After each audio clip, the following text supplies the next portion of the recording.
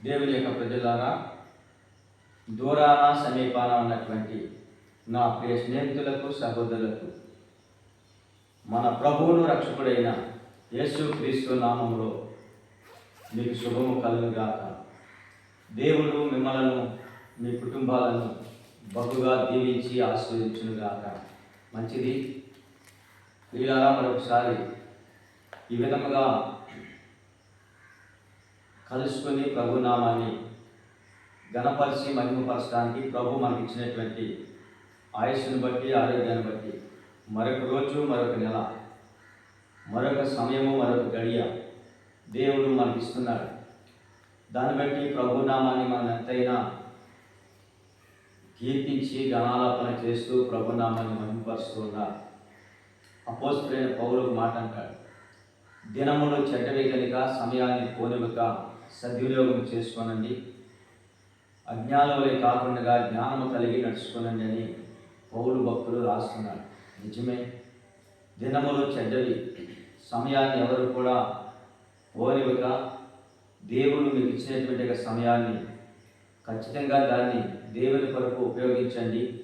దేవుని పనిలో మీరు ఖర్చు అయిపోండి. దేవుని పని కొరకు మీ సమయాన్ని వెచ్చించండి. దేవుని పని కొరకు మీ యొక్క సమయాన్ని వెచ్చించి ప్రభు యొక్క సన్నిధిలో గడపటానికి, ప్రభుతో కలిసి సహవాసములు చేయటానికి, ప్రభుతో కలిసి స్నేహం చేయటానికి, ఎక్కువ సమయము ప్రభువులో గడపటానికి అట్టి కృప మీకు దేవుడు అనుగ్రహించునుగాక. ఖచ్చితంగా మనం ఎప్పుడైతే ఆయన సన్నిధిలో గడపటానికి ఇష్టపడతామో, ఆయనతో కలిసి సహవాసములు చేయటానికి, ఆయనతో కలిసి స్నేహం చేయటానికి మనం సమయాన్ని ఇచ్చిస్తామో ఖచ్చితంగా ప్రభు మనకి ఆశీర్వదిస్తూ ఉంటాడు. దేవుని లేఖనాల్లో అనేకమైన పుస్తకాలలో మనకు తెలియజేస్తున్నటువంటి ఒక వాక్య సందేశాలు. దేవుని మందిరములో ఒక దినము గడపట 1000 దినాల కంటే శ్రేష్టము అని దేవుని సేవకులు చెబుతున్నారు. కనుక దేవుని సన్నిధిలో ఒక దినం గడుపుట 1000 దినాల కంటే శ్రేష్టం.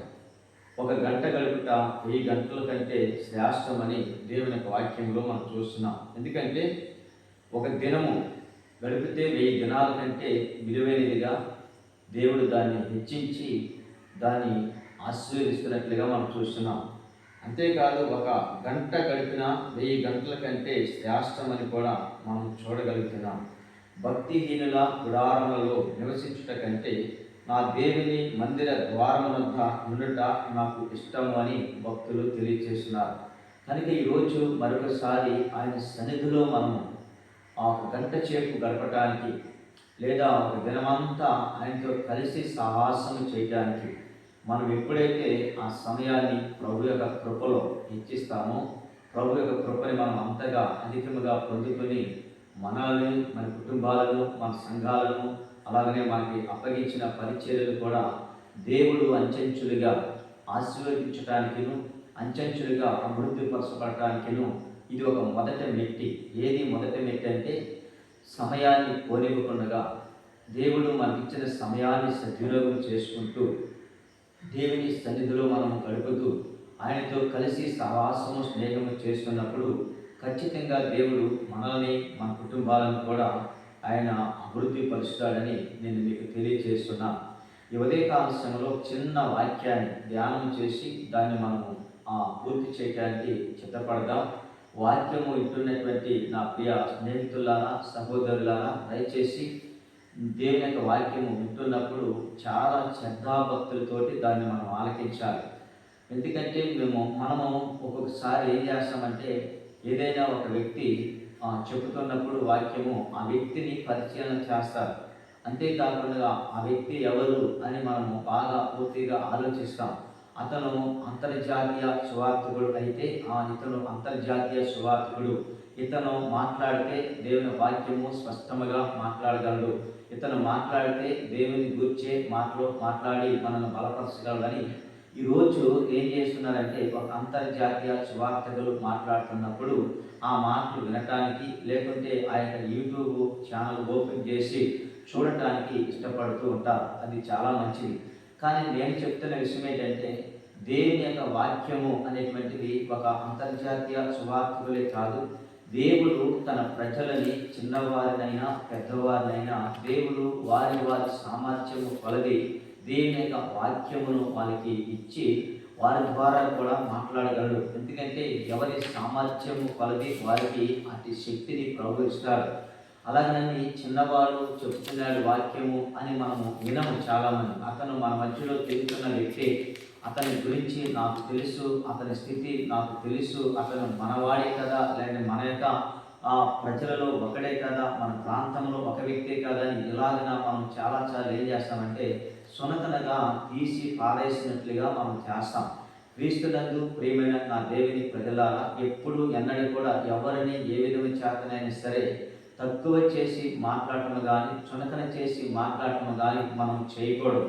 ఎందుకంటే దేవుని యొక్క వాక్యము తక్కువవారైనా ఎక్కువవారైనా దేవుడు ఆ శక్తిని ఇస్తున్నప్పుడు అది మాట్లాడుతున్నప్పుడు మాట్లాడేది మనిషే కానీ లోపల ఉన్నటువంటి పరిశుద్ధాత్మ దేవుని వాక్యములో ఉన్న కొన్ని విషయాలను మాట్లాడిస్తూ ఉన్నప్పుడు ఖచ్చితంగా ప్రభు యొక్క మాటని నీవు ఎప్పుడైతే గుర్తించగలుగుతావో అప్పుడు ఖచ్చితంగా చిన్నవారి ద్వారా మాట్లాడిన అదే వాక్యము, పెద్దవారి ద్వారా మాట్లాడిన అదే వాక్యము, ఆ వాక్యమును నీవు పరిశీలన చేస్తే ఖచ్చితంగా దేవుడు నేను బలపరచబడుతుంటాడు. వీడా ఆడ అనేటువంటి విమర్శల చేత కానీ లేదా ఈయన స్థితి మనకు తెలుసు అనేటువంటి పరిస్థితుల్లో కానీ మనము అలా ఉన్నప్పుడు దేవుని యొక్క వాక్యాన్ని మనము మన హృదయాల్లో లేదా మన జీవితాల్లో పని చేయదు. ఎందుకంటే నువ్వు ఎవరి మీద ఆధారపడి ఉండొచ్చు, కానీ ఎవరి మీద ఆధారపడినప్పటికైనా మనుషుల మీద కాదు, లేకుంటే ఒక మినిస్టర్ల మీద సంస్థల మీద కాదు, ఒక అంతర్జాతీయ సువార్తకుల మీద కాదు. నేను అంటాను అందరి వార్తలను వినాలి. ప్రతి దైవ సేవకులు చెబుతున్న బోధలు మనం వినాలి. ప్రతి దైవ సేవకులు చెబుతున్న మాటలు మనము వినాలి. ఎందుకంటే ప్రతి ఒక్కరూ ఒక్కొక్కరిని ఒక్కొక్క విధమైనటువంటి పాత్రగా దేవుడు వాడుకుంటాడు. అందరినీ ఒకే విధముగా వాడుకోడు. అందరినీ ఒకే విధముగా దేవుడు వాడుకోడు.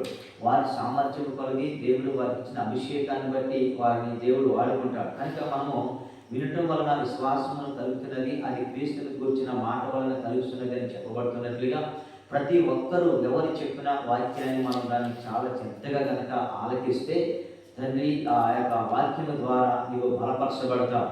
ఎవరో అతను చెప్తున్నాడు అతనికి ఏమొచ్చు లేకుంటే ఇతనికి ఏమొచ్చు అనేటువంటిది మనం ఎవరిని ఏ విషయంలో కూడా విమర్శించడం కానీ తక్కువ చేసి మాట్లాడటం కానీ అలాగే ఉన్నప్పుడు మనం ఎంత అంతర్జాతీయ సువార్తకులు చెప్పిన వాక్యం విని బలపడుతున్నాం అనుకుంటాం. కానీ ఇలాంటి చిన్న వారు చెప్తున్నప్పుడు వీళ్ళని తీసి పాడేసినప్పుడు నువ్వు ఎంత వాక్యమైనా నువ్వు ఎదుగుతున్నావు అనుకుంటున్నావు. లేదు, నువ్వు ఎదగటానికి బదులుగా నువ్వు ఒక మెట్టు కిందకి దిగుతున్నావు అన్నది మనం అర్థం చేసుకోవాలి.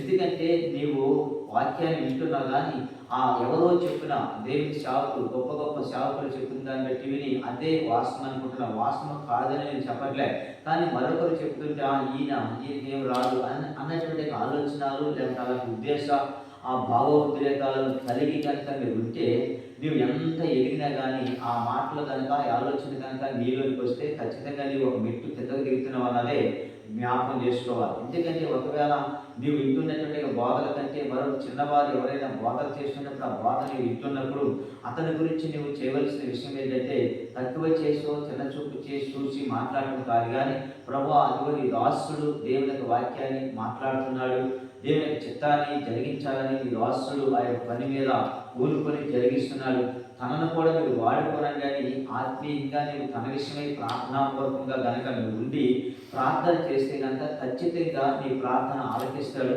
వారిని కూడా దినమున ఒక ఉన్నతమైన స్థితిలోనికి ప్రభు ఆ సేవకులని హెచ్చిస్తారు. అంతేకాదు ఆ తక్కువ చేసి మాట్లాడకుండా ఆ తక్కువ చిన్న ఆ సేవకుడిని తన కొరకు తన మేలు కొరకు తన పరిచయ కొరకు నీవు ప్రార్థన చేయటము ప్రారంభిస్తే నీవు మరొక మెట్టు పైకెక్కగలవు. అది మనం నేర్చుకోవాల్సిన విషయం. ఎందుకంటే ఎప్పుడైతే మనం ఆ రీతిలో ఆ స్థాయిలో మనం అంటే ఇతరుల యొక్క మేలు కోరి క్షేమము కోరి మనం ఎప్పుడైతే ప్రార్థన చేస్తామో ఖచ్చితంగా మనల్ని ప్రభు ఏం చేస్తాడంటే క్రమక్రమంగా అభివృద్ధి పరచబడటానికి ఆశీర్వదించబడటానికి అవకాశాలు ఉంటాయి. ఎందుకంటే మనం ఎవరిని కూడా ఏ విధమైన చేతనైనా తీసి పారేసినట్లుగా మాట్లాడకూడదు.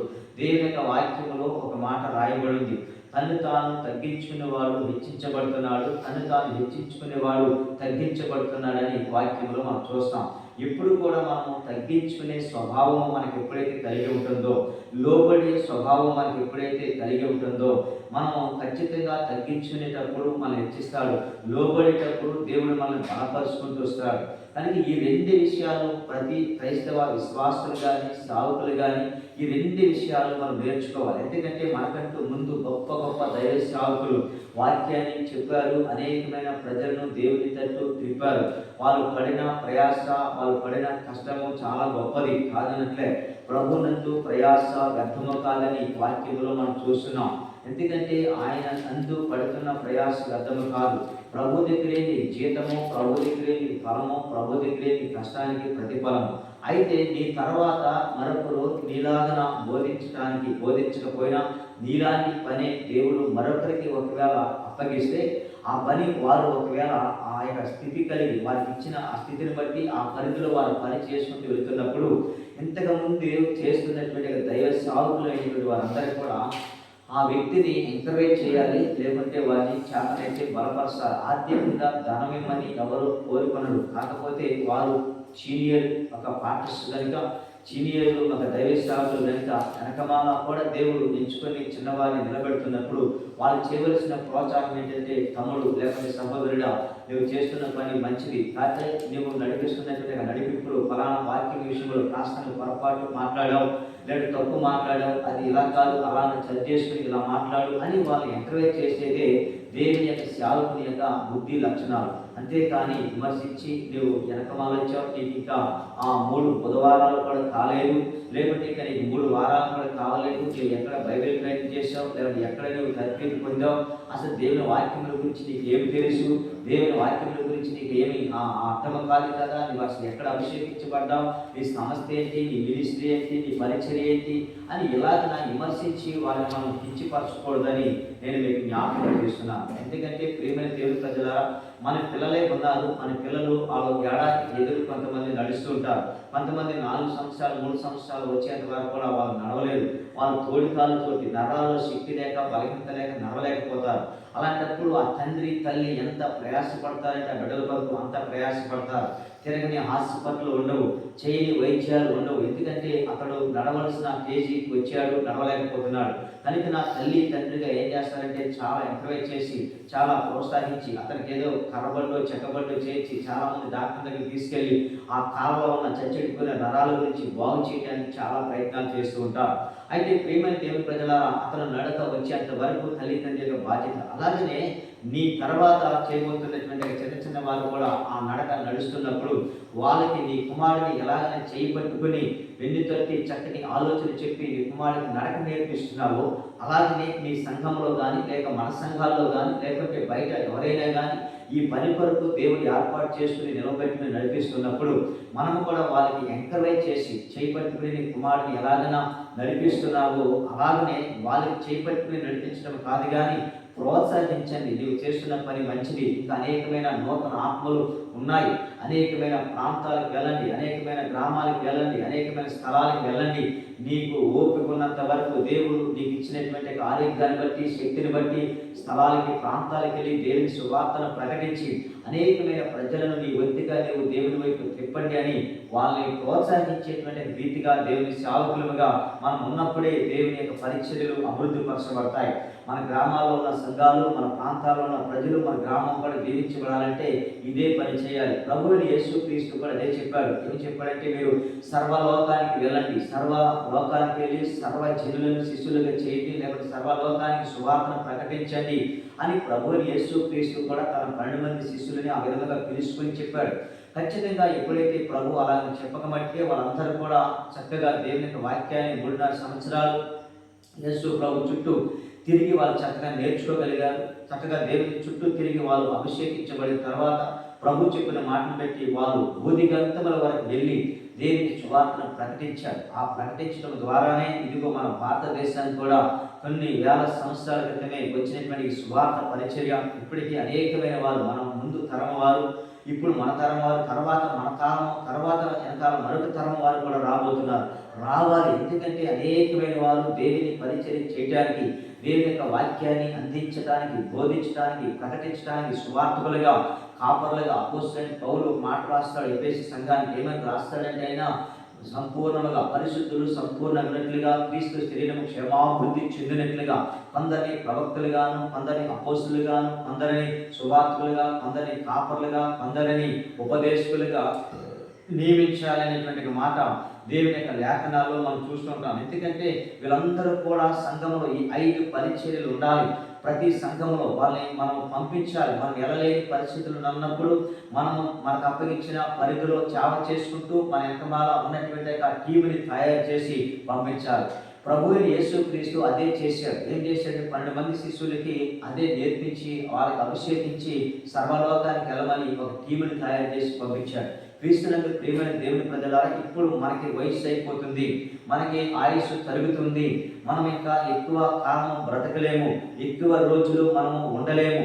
తర్వాత మనకున్న పరిధిలో తప్ప మన గ్రామం దాటి బయటి గ్రామానికి కూడా వెళ్ళలేము. మన పరిచర్య మన గ్రామంలో తప్ప బయటికి నీవు చావుకుడు అన్న సంగతే నీకు పక్కన ఉన్నటువంటి కుటుంబీకులకి, లేకుంటే నీ పక్కన ఉన్నటువంటి గృహాల్లో ఉన్నటువంటి వారికి, నీ ఈదులో ఉన్న వారికి నువ్వు దేవుని చావుకుడు తెలియాలని కాదు కానీ తెలియదు. అయితే అలాంటప్పుడు తెలియనప్పుడు నీ దగ్గరకు వచ్చే వారిని కొద్ది మందిని సరే తర్పీదు చేసి వాళ్ళని నీ చేతుల మీదుగా లేకుంటే దేవుని కృపకు అప్పగించి వాళ్ళు చేస్తున్న పరిచర్యకి మనం ఎంకరేజ్ చేస్తే ఖచ్చితంగా మన సంఘాలు దీవించబడతాయి. మన యొక్క పరిధిలో ఉన్నటువంటి ప్రాంతాలు, గ్రామాలు కూడా దీవించబడతాయి. ప్రభు చెప్పింది అదే, అపోస్తలుడైన పౌలు కూడా చెప్పింది అదే. పరిశుద్ధులు సంపూర్ణమైనట్లుగా క్రీస్తు శరీరము క్షేమాభివృద్ధి చెందుటకును పరిచర్య ధర్మము జరుగుటకును ఆయన కొందరిని అపోస్తలుగాను, కొందరిని ప్రవక్తలుగాను, కొందరిని సువార్తలుగాను, కొందరిని కాపరులుగాను, ఉపదేశకులుగాను నియమించాను. అంటే నియమించాలి ప్రియులారా. మనం ఎప్పుడైతే ఈ విధముగా నియమిస్తావో, ఇదిగో ఈ పరిచర్య చేయడానికి యేసు నామములో నేను నియమించబోతున్నాం, ఇదిగో ఈ పరిచర్య చేయడానికి యేసు నామములో నేను అభిషేకించబోతున్నాం అని వారి సామర్థ్యం కొలది వారికి ఒక్కొక్కరికి ఒక్కొక్క రకమైనటువంటి పనిని మనం కల్పించి వారికి ఆ భారమును లేకుంటే ఆ బాధ్యతను, అంటే బాధ్యత అంటే ఏవో మూటలో బస్తాలో మొయటం దాని గురించి కాదు, దేవుని పని చేసేటువంటి బాధ్యత, దేవుని పని చేసేటువంటి భారము వారికి ఎప్పుడైతే మనం వాళ్ళకి అప్పగిస్తామో, ఎప్పుడైతే ఆ పరిధిలోనికి వాళ్ళని మనం పెట్టి నడిపిస్తామో ఖచ్చితంగా వాళ్ళు కూడా ఎంకరేజ్ అయ్యి ప్రోత్సహించబడి దేవుని చావ వరకు వాళ్ళ సమయానికి ప్రభు మందిరానికి రావటము, అలాగనే ప్రభు యొక్క పనిలో వాళ్ళకి అప్పగించిన పని ఏంటో ఆ పనిని నమ్మకముగా యథార్థముగా చేయడానికి వాళ్ళు ఇష్టపడుతుంటారు. పిల్లరా, అట్టి పని మనం కలిగి ఉన్నాం. దేవుడు మనకి పిలుపునిచ్చాడు, దేవుడు మనకు దర్శనమిచ్చాడు, దేవుడు మనకు కళ ఇచ్చాడు, ఆ ప్రవచనం ఇచ్చాడు. ఆ ప్రవచన ద్వారా, కళ ద్వారా, దర్శనం ద్వారా చిన్నదో పెద్దదో మనకు అప్పగించిన పనిని మనం చేస్తున్నాం. నాగటి మీద చేపెట్టిన వాడు, వెనక తిరిగిన వాడు నాకు పాత్రుడు కాదని వాక్యం చెప్పబడుతున్నది. అంటే నాగటి మీద చేవేసిన వాడు వెనక తిరిగితే నాకు పాత్రుడు కాదన్నట్లుగా నాగటి మీద మనం చేవేసాము కనుక మనం ముందుకే కొనసాగించబడాలి తప్ప మనం వెనక్కి తిరగకూడదు. మనం ముందుకి మన భక్తిని కొనసాగిస్తూ మనకు వస్తున్నటువంటి ప్రజల విషయంలో కూడా ఈ విషయాలు చెప్పి వాళ్ళకి ఈ పనిని వాళ్ళకి అప్పగిస్తే ఖచ్చితంగా వాళ్ళు కూడా చేయగలరు. వాళ్ళ కుటుంబాలు కూడా దీవెనకరంగా ఆశీర్వదకరంగా ఉండగలరు. కనుక ఈ కృప నీకు నాకు ప్రభు అనుగ్రహించాలని ప్రభు పేట నేను మీకు మనవి చేస్తున్నా. దయచేసి ఎప్పుడైతే మనం ఈ పనిని మనము చేస్తామో, ఎప్పుడైతే ఈ పనిని వాళ్ళకి అప్పగిస్తామో, పాటలు పాడే వాళ్ళు కొంతమంది ఉంటారు, వాళ్ళకి చాలా ఆసక్తి ఉంటుంది, పాటలు పాడడానికి ఆసక్తి ఉంటుంది.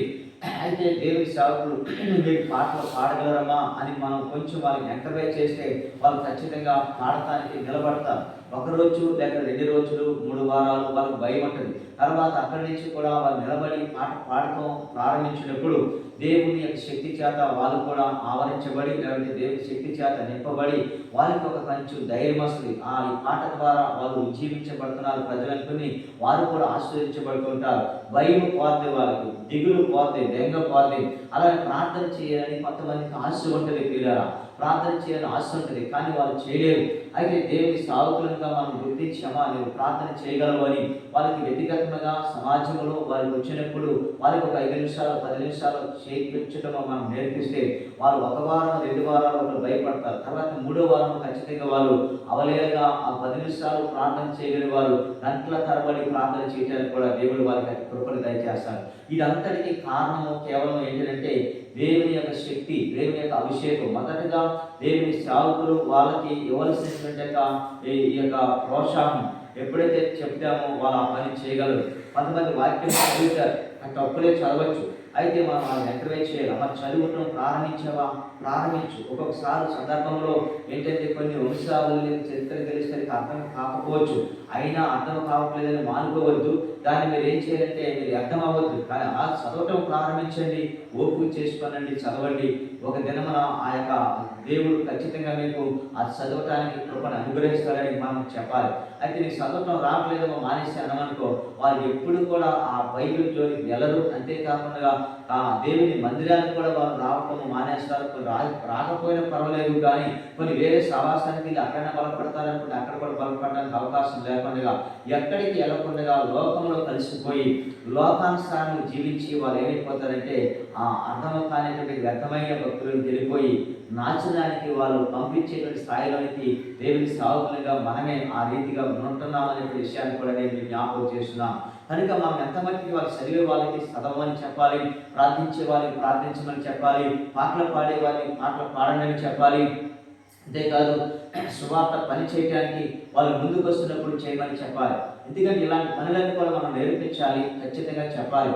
కొంతమందికి భయం ఏంటంటే ఇలా చెప్పినందు వలన పాస్టర్ గారిని ఒకవేళ పక్కన పెట్టేస్తాడేమో, వాళ్ళు వచ్చి చెప్తారేమో, ఇతను గెట్టేస్తాడేమో, ఇలాంటి భయము, ఇలాంటి యొక్క ఆందోళన, ఇలాంటి యొక్క అపనమ్మకం, అవిశ్వాసము సేవకులకు రాకూడదు. ఎందుకంటే ఇలాంటివి నాలోనికి వచ్చినాయి అనుకోనండి, ఖచ్చితంగా నాలోనికి ఆ ఆలోచన వస్తే అది నా ఆలోచన కాదు, పరిశుద్ధాత్మ యొక్క ఆలోచన కూడా కాదు. అపవాది నేను చోటు చేసుకుని మాట్లాడుతున్నది, లేకపోతే అపవాది నేను చోటు చేసుకుని ఆ విధంగా పెరిగి ఆత్మ నీళ్ళు పెట్టి అవిశ్వాసం కలిగించే మాటల చేత సంఘాన్ని బలపడనివ్వకుండా, సంఘాన్ని బలపరచనివ్వకుండా చేస్తున్నదంటే అది నీ ఉద్దేశం కాదు, దేవుని యొక్క ఆత్మ ప్రణాళిక కాదు.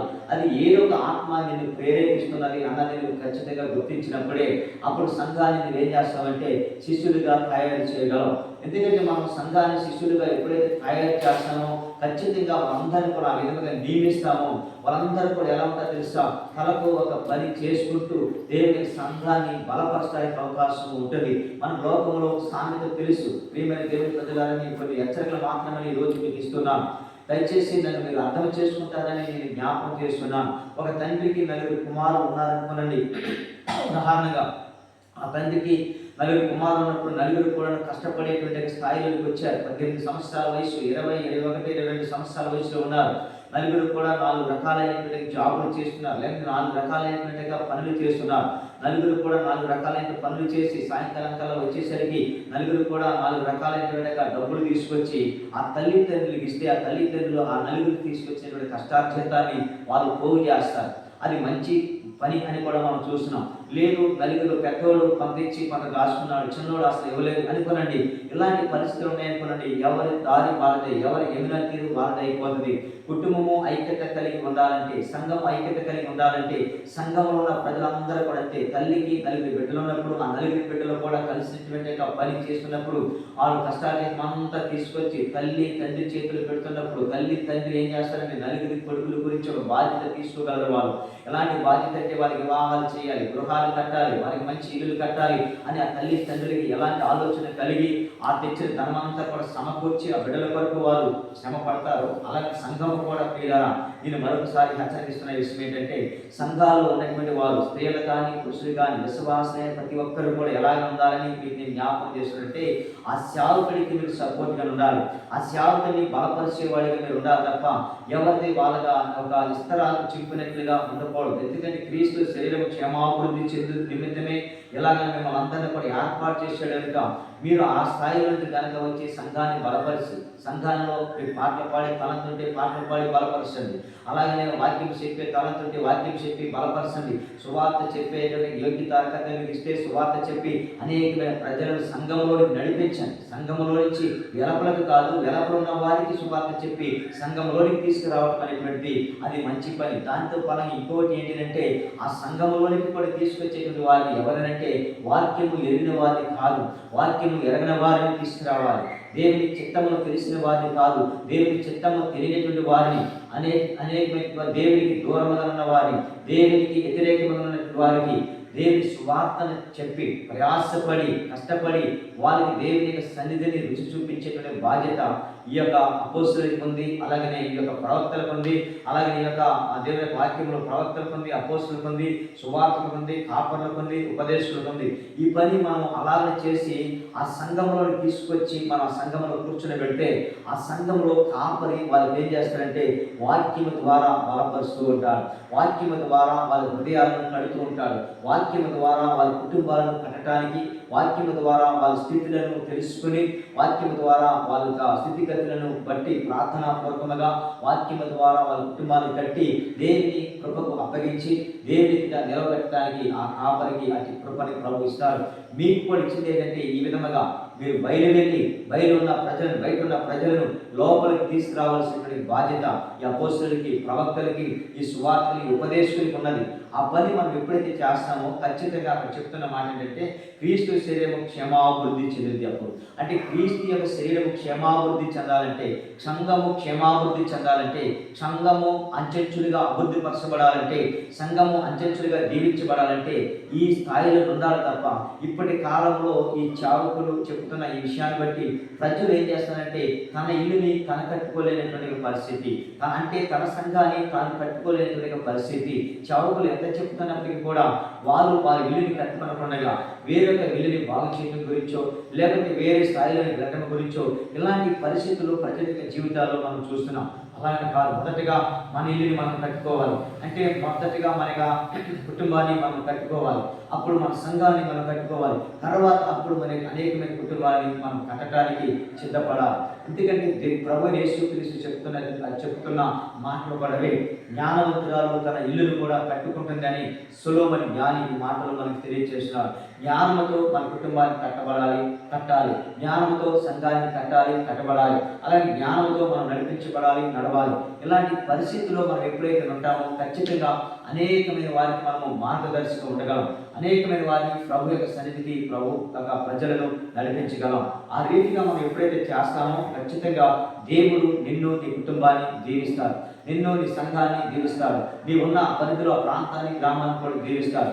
దేవుడు దీవించడానికి ఇవే మనం అందరం కలిసి దేవుని పని సమిష్టిగా ఐక్యత కలిగి మనం నెమ్మది కలిగి ఎప్పుడైతే చేస్తామో అప్పుడు ఖచ్చితంగా ప్రభు నీ ప్రార్థన, నా ప్రార్థన, మన పని ఆలకించి ఆయన చేయగలరు. ఖచ్చితంగా పిల్లరా, ఈరోజు ఉదయకాల సమయంలో నీకు కొన్ని హెచ్చరికలు మాత్రమే తెలియజేశారు. దేవుని చిత్తమైతే మళ్ళీ తిరిగి కొన్ని విషయాలు నేర్చుకున్నాం. ఎలాగ ప్రతిరోజు కొన్ని విషయాలు నేర్చుకున్నాం కనుక మనం అందరం కూడా ఎలాగున్నామంటే ఆత్మ కలిగించు ఐక్యతను కాపాడుకున్నట్లు శ్రద్ధ కలిగి ఉండండి అపోస్తలుడైన పౌలు రాస్తున్నట్లే మనం చూస్తున్నాం. సమాధానం అనే బంధన చేత ఆత్మ కలిగించు ఐక్యతను కాపాడుకుంటూ మన విశ్వాసాన్ని కాపాడుకుంటూ, మన భక్తిని కాపాడుకుంటూ, మన విశ్వాసాన్ని కాపాడుకుంటూ, విశ్వాసమును కర్తని కొనసాగించి యేసుని చూస్తూ మన పందెపు రంగంలో ఓపికతో పరిగెత్తుతూ అట్టి కృప దేవుడు నీకు నాకు మనకు అందరికీ అనుగ్రహించునుగాక.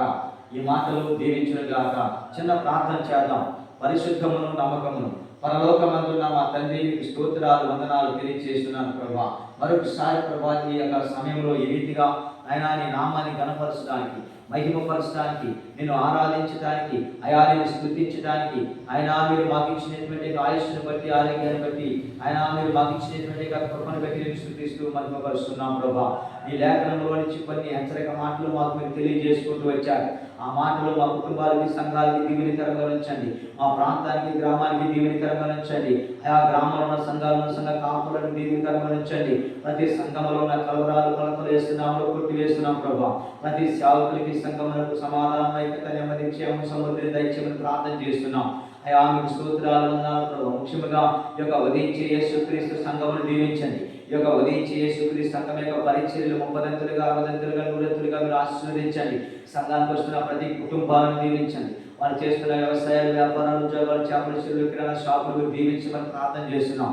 ఉదయకాల సమయంలో మీ ప్రజలు చేస్తున్న ప్రయాణాలు మీరు తోడేయమని ప్రార్థన చేస్తున్నాం. తండ్రి మీకు స్తోత్రాలు వందనాలు ప్రభా. దీర్ఘకాలపు వ్యాధిగ్రస్తులను బాగు చేయండి. ఈస్ట్ వ్యాధి గలవారు, క్యాన్సర్ వ్యాధి గలవారిని బట్టి ప్రార్థన చేస్తున్నాం. యేసు నామములో స్వస్థతలను విడుదల దయచేయమని ప్రార్థన చేస్తున్నాం. యేసు నామములో వారికి మంచి ఆరోగ్యాలు దయచేయమని ప్రార్థన చేస్తున్నాం. అయా మీకు స్తోత్రాలు. బీపీ షుగర్ పెట్టి, థైరాయిడ్ పెట్టి ప్రార్థన చేస్తున్నాం. పక్షవాతం పెట్టి ప్రార్థన చేస్తున్నాం. అనేకమైన జ్వరాల చేత బాధపడుతున్న వారిని బట్టి ప్రార్థన చేస్తున్నాం.